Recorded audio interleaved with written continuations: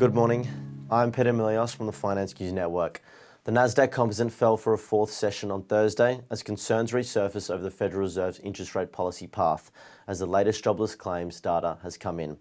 The tech-heavy Nasdaq sold off 0.89%, while the S&P 500 slipped 0.32%, and the Dow Jones Industrial Average added 0.17%.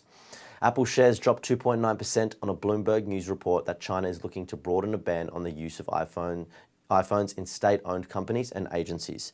Technology and semiconductor stocks lagged, with Nvidia and Advanced Micro Devices falling 1.7% and 2.5% each. Seagate Technology shed nearly 11%, while Skyworks Solutions, Qualcomm and Qorvo edged down at least 7%. A series of economic data points Thursday, including fewer than expected jobless claims, contributed to fears that the still strong labour market may make the Federal Reserve think twice about relaxing its tight monetary policy stance.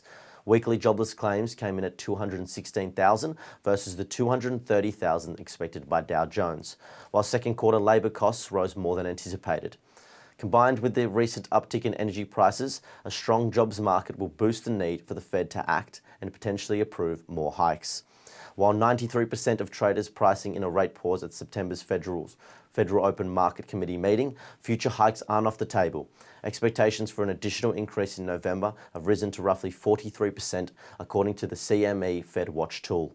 Traders also combed through the latest corporate earnings reports. C3.ai slid 12.2% on weak guidance, while ChargePoint plunged 10.9% after missing revenue estimates. In commodity news, the negotiations between Chevron and the unions regarding LNG have extended into Friday. Originally, strikes were anticipated earlier in the week, but were postponed until 1 p.m. Perth time on Friday as discussions between the two parties persist. The outcome of a deal remains uncertain, according to the unions. RBC Capital forecasts that the US oil prices will average $86.50 per barrel and Brent prices will average $91 per barrel in the final quarter of this year.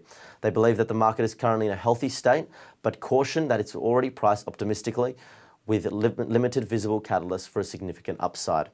Turning to US sectors now, tech was the worst performer of the bunch, whilst utilities was the best performer.